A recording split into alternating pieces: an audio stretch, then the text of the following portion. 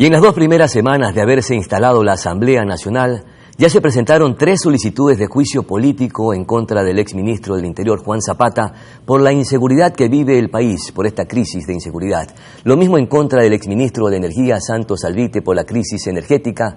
Y la joya de la corona es la fiscal general de la Nación, Diana Salazar, a quien se le pretende censurar y enjuiciar por incumplimiento de sus funciones y por presuntamente parcializarse en sus investigaciones. Por este tema de fiscalización vamos a conversar con la asambleísta Adriana García del movimiento Gente Buena. Muchas gracias por atender esta conversación. Bienvenida a Noticias Sobre Mar. Adriana, y parece que se va a sumar otro posible juicio político en contra del presidente del Consejo de la Judicatura y de 2 miembros o 2 vocales de este organismo, Javier Muñoz y Maribel Barreno. Ya anunció anoche la bancada del Partido Social Cristiano, la 6 y sus aliados. ¿Ustedes también estarían de acuerdo en iniciar o en impulsar este juicio político en contra de el representante del Consejo de la Judicatura y estos 2 vocales? Bienvenida. Buenos días, mi querido Pedro, y buenos días a toda la audiencia y querida de Manabí y a todo el Ecuador que nos escucha. Muchísimas gracias por esta oportunidad, y para nosotros es bastante importante que ustedes tengan conocimiento de la información y específicamente que conozcan qué sucede en la Comisión de Fiscalización. Como usted refiere, hay juicios políticos que están también actualmente escuchándose, pero también hay unos que están represados con el gobierno anterior, y como usted conoce, se dio por finalizada la Asamblea Nacional, entonces los cuales nosotros le vamos a dar prioridad. Entre esos también está el juicio político al exministro de Transporte y Obras Públicas, y hay un caso especial ahí, que es el contrato de concesión que existe con la Autoridad Portuaria de Manta y el contrato con la empresa chilena Agunza. Respecto a los otros casos que corresponden a juicio político, el de la fiscal Diana Salazar, nosotros como movimiento Gente Buena, nosotros no compartimos ni que exista ni persecución política ni tampoco la impunidad, por lo cual no vamos a continuar con ese proceso. Vamos a hacer un análisis de todos los casos que estén pendientes y de los que actuales se estén formulando. Alrededor del probable juicio político en contra de la fiscal Diana Salazar, tengo un par de interrogantes, pero se las dejaremos más adelante, porque le pregunté inicialmente si ustedes apoyarían este posible juicio político en contra del presidente del Consejo de la Judicatura, Wilman Terán, y los vocales Javier Muñoz y la ex vocal Maribel Barreno. La bancada de la 6 y aliados, Partido Social Cristiano, ha dicho que va a suscribir este juicio político. ¿Ustedes también se sumarán? Lo del señor Terán realmente deja mucho que pensar en relación a su comportamiento. He escuchado también mucha información referente a él y estamos de acuerdo en apoyar también un juicio político. Ya, pero usted mencionó que hay varios procesos pendientes de la asamblea anterior. Entre ellos anunció el presidente Henry Kronfle en un comunicado, en un anuncio, que hay 6 procesos pendientes. Es decir, que ustedes iniciarán los juicios políticos dependiendo del orden en el que está establecido. Es decir, la prioridad la tienen los procesos que quedaron pendientes en la asamblea anterior.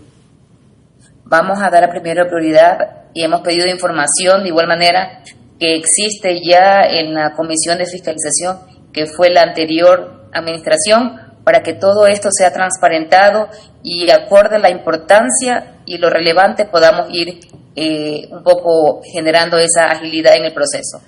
Los procesos de un juicio político tienen que pasar por varias instancias, entre ellas por CAL, por la Comisión de Fiscalización, para posteriormente ir al Pleno de la Asamblea Nacional. Si ustedes van a tratar los juicios que están pendientes de la Asamblea anterior, ¿cree que el tiempo les alcance para iniciar los otros juicios políticos, entre ellos al presidente de la Judicatura y la joya de la corona, el probable juicio político en contra de la fiscal general de la Nación?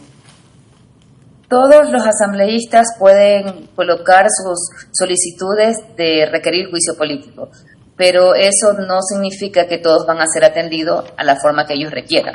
Hay que hacer un análisis y darles prioridades. Como usted también tiene conocimiento, ya hay en marcha unos procesos de juicio político. Primero se tienen que hacer debates internos en la Comisión de Fiscalización, también revisar los aportes y los contraportes de un probable juicio político en el CAL, para ver si es que aprueba el juicio político o el inicio del trámite de juicio político de cualquier asambleísta. Eso le permitirá a ustedes tener un tiempo prudencial para que los juicios se prolonguen en el tiempo y sean de largo aliento. Primero el CAL tiene que evaluar todos los requerimientos que los asambleístas generen. después de este proceso es que pasaría a la Comisión de Fiscalización. Pero nosotros como comisión ya hemos tenido varias reuniones y hemos también armado una agenda en relación a los procesos de fiscalización, porque como comisión tampoco podemos detenernos. Como es el caso, actualmente estamos haciendo una verificación y un proceso de análisis de la información de lo que respecta a la crisis energética. Hoy eso ha sido una prioridad de la ciudadanía, sin considerar que hay temas también relevantes y urgentes como son el sector salud, educación, el Ministerio de Transporte y Obras Públicas, que específicamente hablamos de los puertos, las vías de aeropuertos, que también están pendientes y la ciudadanía necesita tener respuestas. De otra manera le voy a hacer la interrogante. Hay 6 juicios políticos pendientes de la Asamblea anterior. ¿Qué tiempo les tomará a la Asamblea para evacuar estos 6 procesos e iniciar los otros que están impulsando en esta nueva Asamblea? Entre ellos lo que usted acaba de mencionar, a los exfuncionarios del ministro de Energía, al ex ministro de Obras Públicas y también al ministro del Interior, el ex ministro del Interior, Zapata. Ya, se escucha que existen muchos casos solicitados, pero nosotros tenemos como relevante como en un mes poder dar ya soluciones a lo que respecta a lo que es de la parte energética. De igual manera, la prioridad que nosotros le vamos a dar a cada uno de estos juicios políticos todavía no la hemos determinado, tomando en consideración que se ha solicitado a la administración que corresponde a todos los informes que tienen pendientes para que esto entre en análisis y de ahí tomar decisiones en consenso. ¿Qué sucederá con los juicios políticos pendientes en el caso si el asambleísta que impulsaba o que propuso el juicio en la asamblea anterior ya no fue reelecto? ¿Qué dice la norma, la ley? ¿Se podrá continuar con ese proceso de juicio político o no? Mira, internamente muchos legisladores somos nuevos, pero también se refieren que cuando no está el interpelante, esto se tiene que archivar. Pero nosotros estamos buscando las vías legales para que si ya un funcionario no cumplió o existió corrupción, tenga que responder ante las autoridades.